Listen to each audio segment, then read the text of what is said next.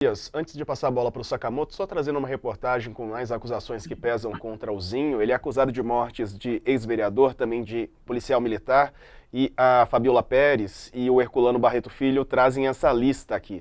Morte de ex-vereador, a morte do político aconteceu em 2022.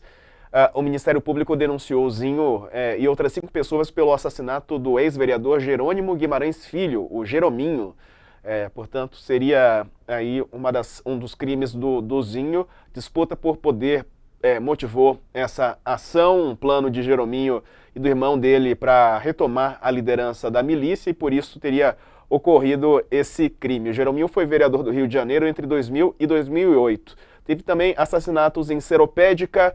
Zinho responde por 2 homicídios ocorridos nesse local, que fica na Baixada Fluminense.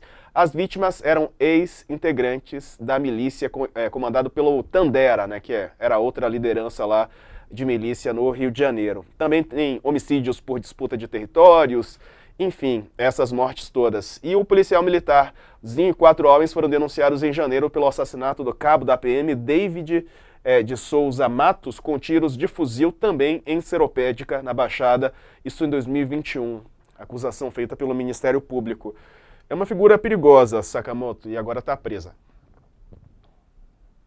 Até para entender um pouco, pessoal, porque é muita gente. Quem mora no Rio, acho que até entende um pouco mais, porque tem que ouvir no dia a dia. Quem é de São Paulo, outros lugares, acaba não entendendo. Mas o Zinho, para quem lembra, o Zinho, ele tornou-se chefe da milícia lá na Zona Oeste, né, depois da morte do Eco, né, do irmão dele, né, do Hélio da Silva Braga, que foi há 2 anos, né. Então, o que acontece? Ele assume, né, a milícia, né? Só que desde a morte do Eco tem uma fragmentação, começa a se discutir se o Zinho ia conseguir comandar tudo, outros comandantes da milícia, né? Outros, digamos, generais da milícia estavam também de olho nas suas bases, queriam controlar, queriam mais poder, aí morre, enfim. E aí começa a ter uma série de outras mortes, né, nesse processo todo.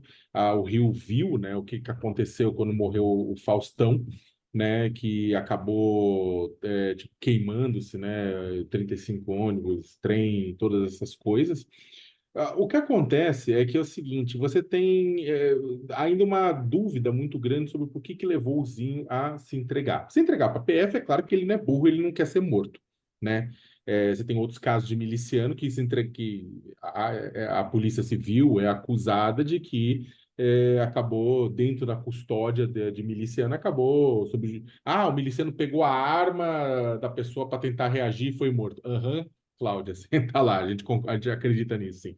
E aí o que acontece é que você tem muito, ele tinha medo, né? Até porque você tem, desconfia-se de milicianos de facções rivais, né, de grupos rivais infiltrados na própria polícia que poderiam dar cabo dele, da polícia militar, da polícia civil, lembrando que os milicianos nascem como uma deturpação teratológica da uma variação, mutação teratológica de policiais, e tem relações fortes com a polícia. O próprio Capelli deixa isso muito claro, que ele pode, tipo, se quiser falar, se quiser cantar, ele pode dar muitos nomes, né? Nomes importantes. Estamos falando do quê? Estamos falando de político, estamos falando de policial, de tudo isso. Agora, a questão é que se coloca que o Zinho tinha medo de morrer, porque esse cerco estava fechando contra ele, né, questionando o poder dele, e aí ele resolve se entregar para a Polícia Federal para proteger a própria vida, e que aí ele teria já passado o comando, coisa que não está muito clara para outra pessoa, né, e vai comandar, e tentaria comandar a cadeia, porque se ele ficar numa carceragem da Polícia Federal fica mais difícil ainda, não é Bangu, né? Que Bangu basicamente é apenas funciona como um quartel-general da criminalidade com comunicação aberta com o pessoal do lado de fora. Né, o fato é que ainda falta entender por que na prática ou ele se entrega, né? Tem uma operação também que acabou prendendo uma deputada, que acabou, na verdade, começando a puxar o novelo, o fio da política, da relação da milícia com a política, né? Que também não interessava a esse grupo. Então, talvez a prisão do Zinho acabe ajudando a bloquear essa investigação, né, ou dar para ela um outro rumo, né, para tirar o peso daquela investigação. Então, tem uma série de razões que ainda precisa se descobrir. O fato é que o Zinho, ele é um arquivo vivo do grupo que controla praticamente 1/3 do território do Rio de Janeiro, né? E ao mesmo tempo ele pode falar muito, não só sobre o grupo dele, talvez ele não fale tanto, mas ele pode entregar aos outros grupos. E ato contínuo, só para falar duas coisas muito rápidas, logo depois da prisão, que começou a surgir nas redes bolsonaristas, né, com muita frequência, começou a surgir de que Flávio Dino teria prendido o Zinho para beneficiar a milícia opositora e para beneficiar a facções criminosas que não eram ligadas ao Zinho, né? Ou seja, começa já aquela a farra da fake news.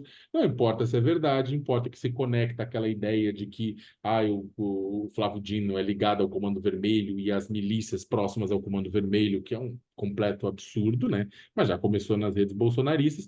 E eu concordo com o Josias. O que acontece, acho que é mais importante para o Brasil agora, é muito mais fácil gerenciar a parte da justiça do Ministério do que a parte da segurança pública, né?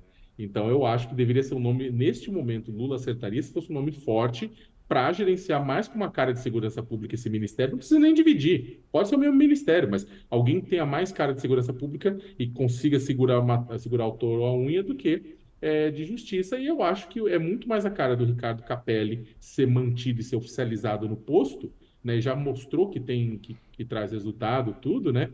Do que o Ricardo Lewandowski, com todo respeito ao ex-ministro.